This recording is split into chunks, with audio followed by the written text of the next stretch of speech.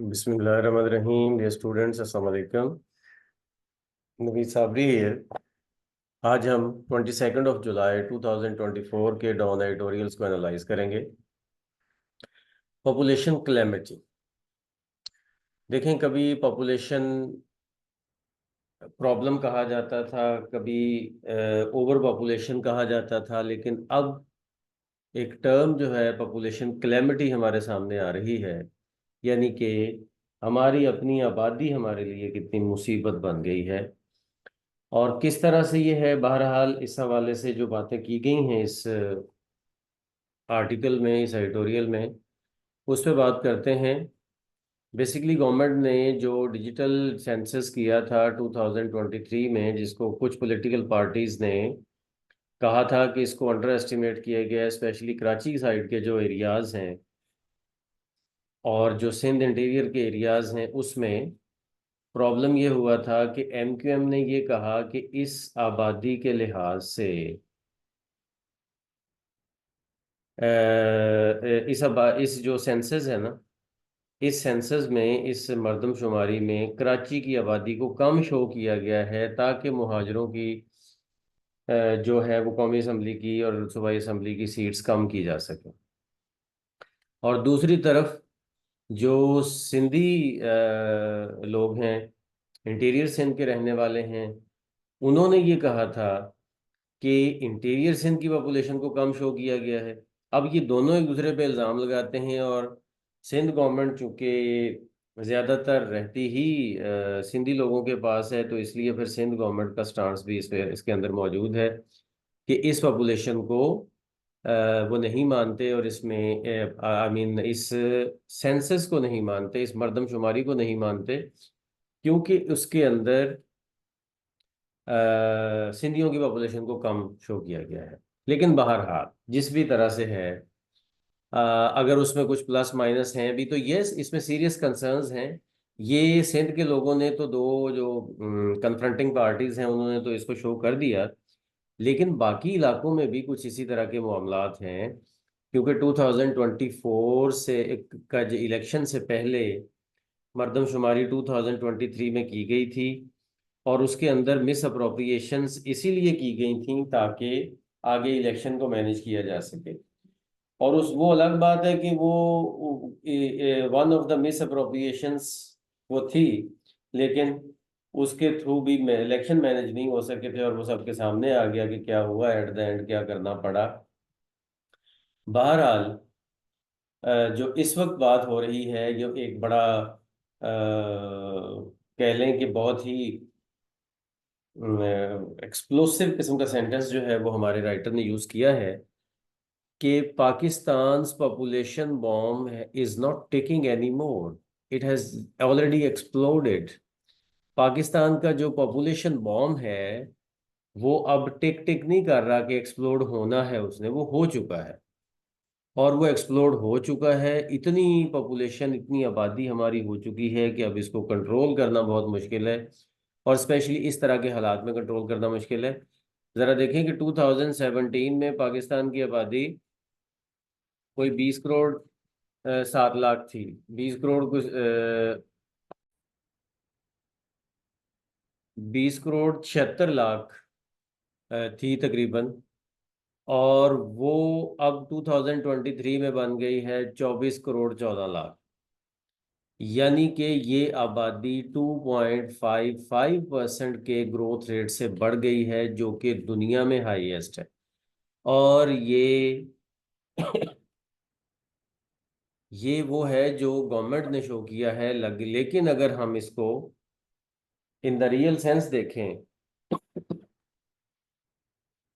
In the real sense देखें इसको, और जो लोगों के एतराज़ात हैं उनके हिसाब से जो देखें, तो ये 3% से ऊपर है। 2.55% तो सिर्फ उस डिजिटल जो गवर्नमेंट ने दिए हैं डिजिटल सेंसस के नतायज, उसकी बेस पे है ना। लेकिन वैसे अगर देखा जाए तो ये 3 पॉइंट से ऊपर है, तो ये दुनिया का, अगर 2.55 भी हो तो दुनिया का हाईएस्ट ग्रोथ रेट है इस वक्त ये। ठीक है, और अगर 3 है तो फिर तो एग्जैक्टली हाईएस्ट है। तो इसलिए खतरा ये है कि 2050 तक पाकिस्तान की आबादी डबल हो जाएगी अगर इसी तरीके से बढ़ती रही। और हम इसको किस तरह से संभालेंगे, किस तरह से इसको, असल चीज़ ये होती है कि बढ़ती हुई आबादी में लोगों की ज़रूरियात सिर्फ रह जाती हैं सिर्फ और सिर्फ बेसिक नीड्स के ऊपर। अब वो जो बेसिक नीड्स के ऊपर रह जाती हैं तो इसका मतलब ये है कि लोग पॉवर्टी लाइन से नीचे जा रहे होते हैं। ठीक है। और इन सब की जो समझ लें जो सबसे बड़ा असर आता है वो फूड सिक्योरिटी पे आता है, वो सोशो इकोनॉमिक इंफ्रास्ट्रक्चर पे आता है, वो पब्लिक सर्विसेज जो लोगों को दी जा रही होती हैं उसके ऊपर आता है। दूसरे लफ्ज़ों में आप ये समझ लें कि इकोनॉमी के लिए एम्प्लॉयमेंट के प्रॉब्लम होंगे। उसके बाद एक जो है ना वो इंफ्रास्ट्रक्चर रोड्स का ज़्यादा यूज़ होगा, वाटर रिसोर्सेज हैं, सेवरेज है, ये सब चीज़ों का ज़्यादा से ज़्यादा यूज़ होना है, जाहिर है ज़्यादा पॉपुलेशन है तो ये सारी चीज़ों की क्वालिटी डाउन जाती जाएगी। अब इस हवाले से आबादी के बढ़ने के हवाले से ना दो कॉन्फ्लिक्टिंग ओपिनियंस हैं। एक तो तबका ये कहता है जो कि मेजॉरिटी में है कि जी पावर्टी और growing strain on state capacity और ये सारा कुछ, यानी कि आबादी के बढ़ने से क्या होता है कि स्टेट के रिसोर्सेज के ऊपर बहुत ज़्यादा प्रेशर आता है और वो प्रेशर बढ़ता चला जाता है। तो ये कंट्रोल होना चाहिए। और दूसरा तबका ये कहता है कि आबादी का बढ़ना जो है ये अगर सही तौर पर मैनेज कर लिया जाए तो ये दुनिया का सबसे बड़ा रिसोर्स ही यही है कि हमारे पास ह्यूमन रिसोर्स मौजूद है।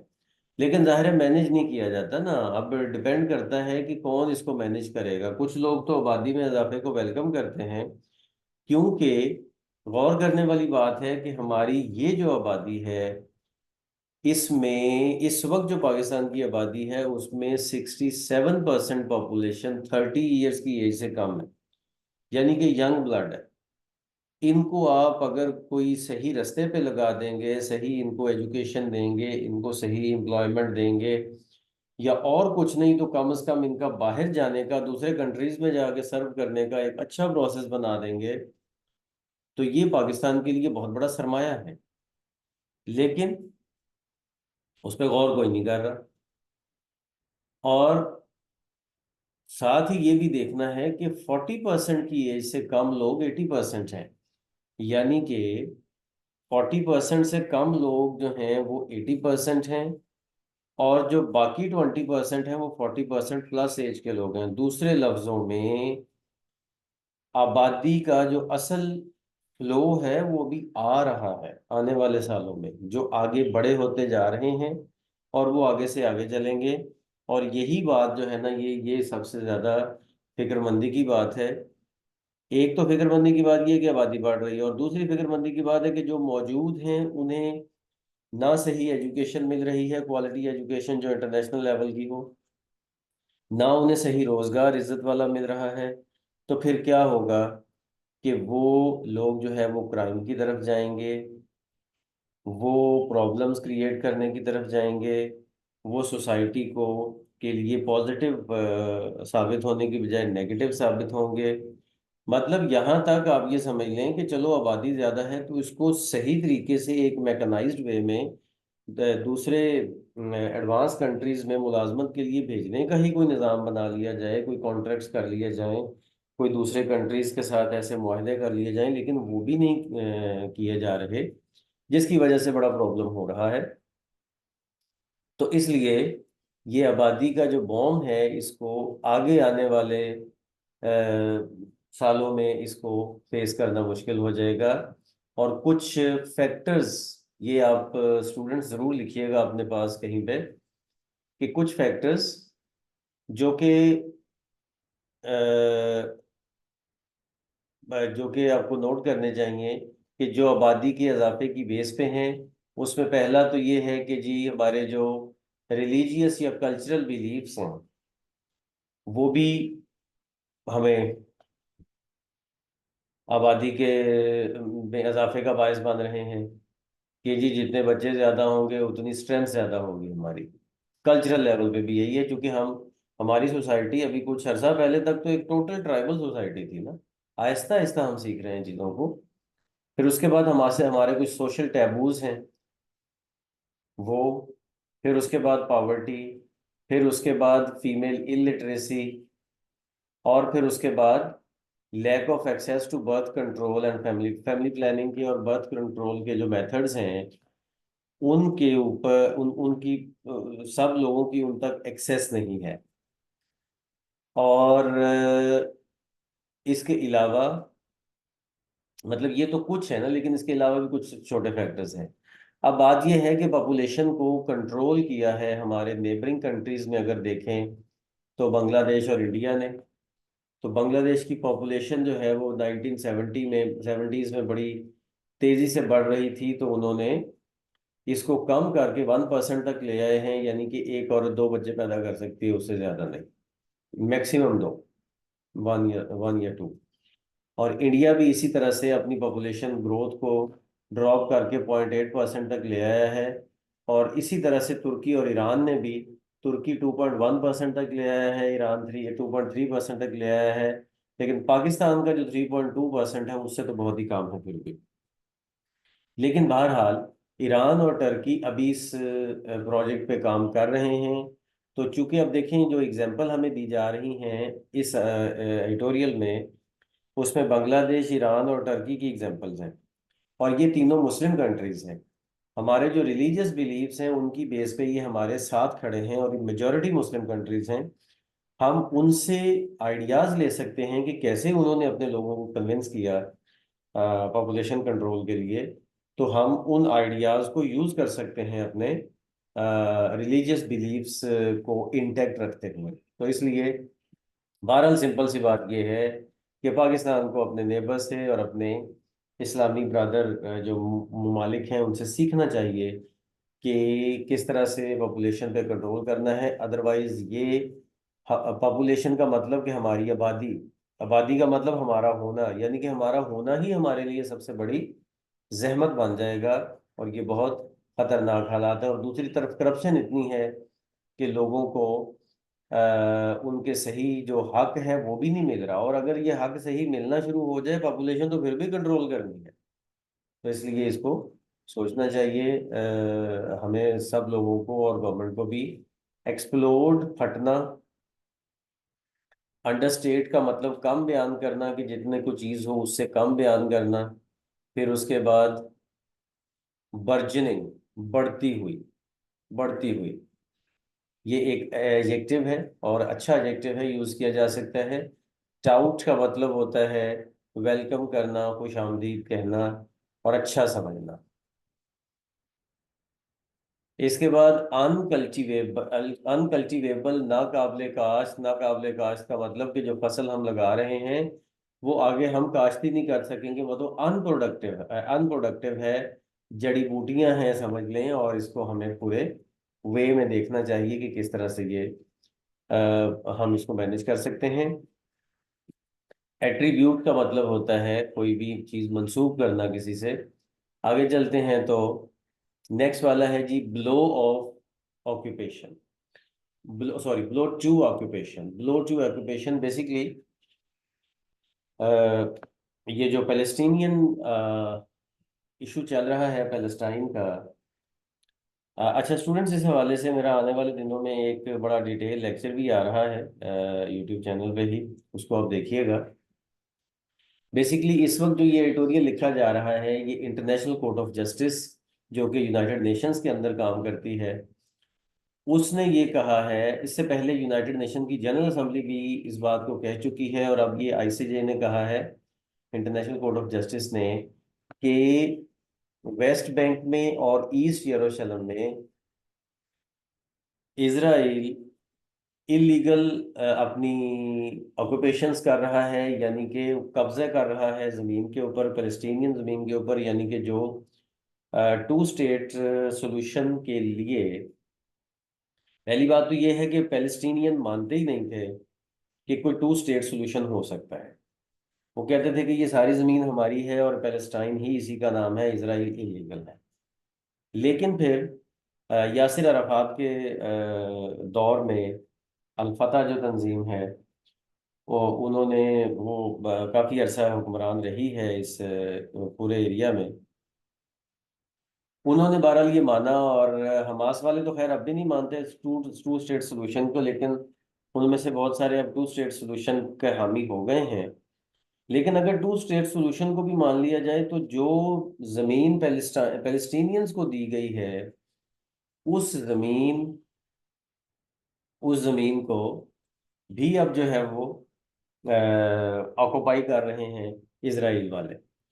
अब ये जो इसराइल की ये ऑक्युपेशन है, ये यूनाइटेड नेशंस और इंटरनेशनल कोर्ट ऑफ जस्टिस ये इसको इलीगल करार दे रही है। लेकिन इसको जाहिर है पैलेस्टीनियन ने भी वेलकम किया, दुनिया के और बहुत सारे कंट्रीज ने इस बात को वेलकम किया, लेकिन इसराइल ने इस बात को मतलब एक मजाक उड़ाया, और उसने कहा कि ये तो ये सारा झूठ है जो कहा जा रहा है। और जो इसराइल के सबसे बड़े हिमायती हैं दुनिया में, उन्होंने भी इसको को ख़ास इम्पोर्टेंस नहीं दी, इंटरनेशनल कोर्ट ऑफ जस्टिस के इस फैसले को। और मतलब जो पैलेस्टीनियंस हैं, वो अपने राइटफुल हक के लिए जो लड़ रहे हैं, उनको अगर इसका हल ना मिला तो जाहिर है जिस तरह से 7 अक्टूबर को उनका एंगर सामने आया है, किसी भी और तरह सामने आएगा, और किसी भी और वक्त सामने आएगा। और ये मसले का हल तो नहीं है, मामला तो बिगड़ते जाएंगे।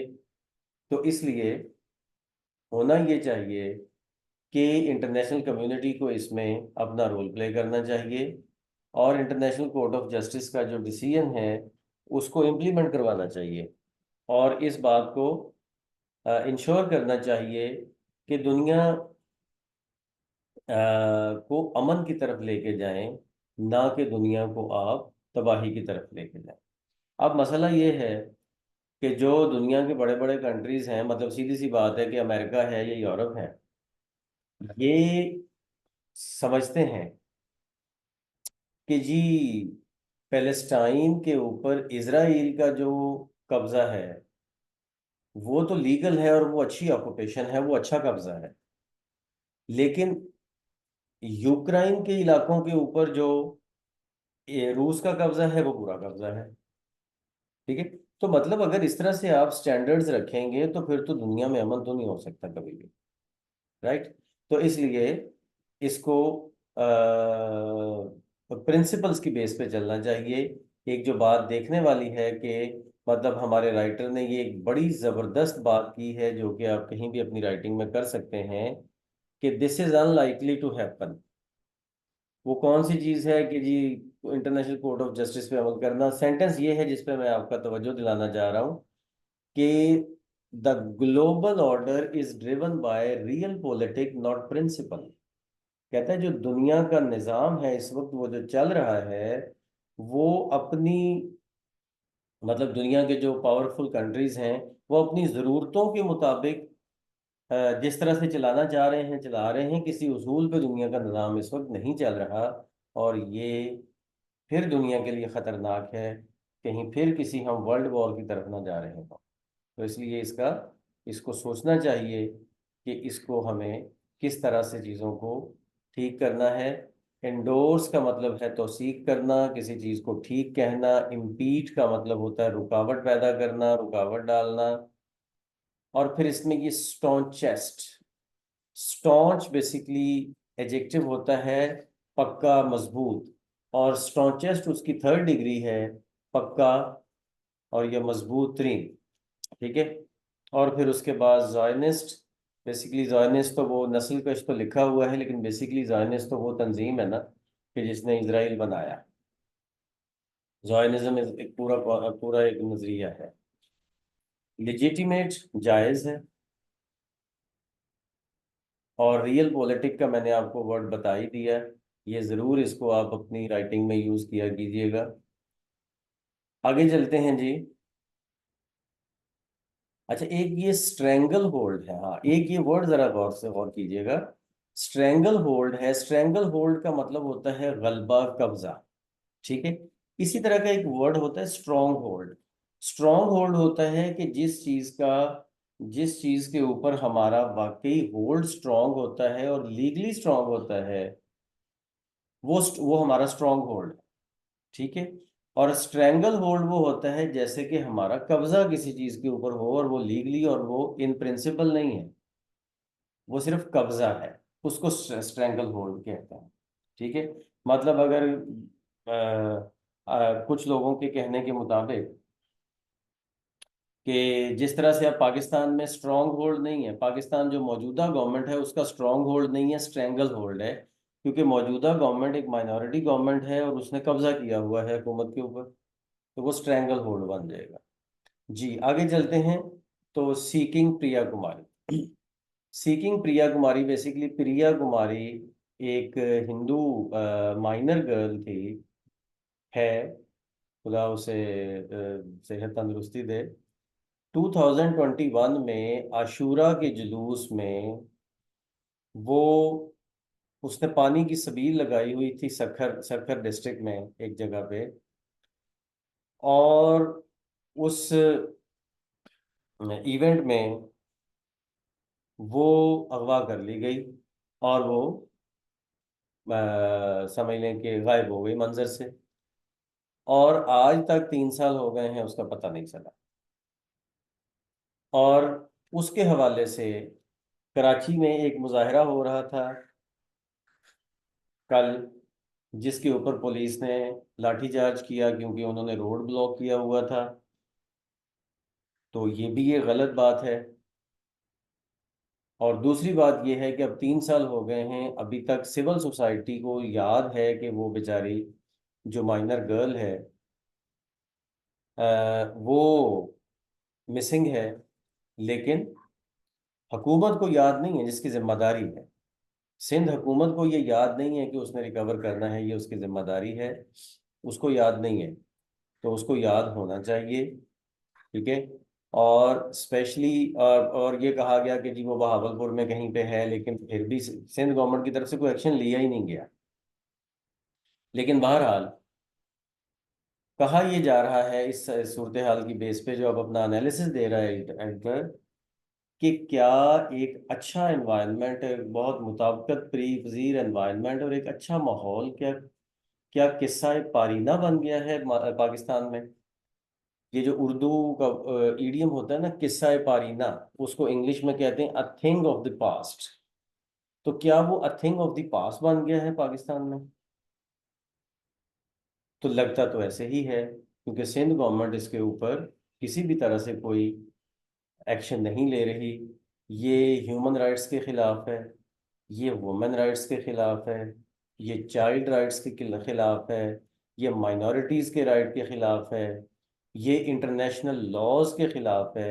इंटरनेशनल लॉज जो कि elimination of all forms of discrimination against women, ये फिर united convention on the right of children, इन सब चीज़ों के ये चीज़ खिलाफ है, जो कि प्रिया कुमारी को अभी तक भी उसको तलाश नहीं किया जा सका और उसको लोकेट नहीं किया जा सका।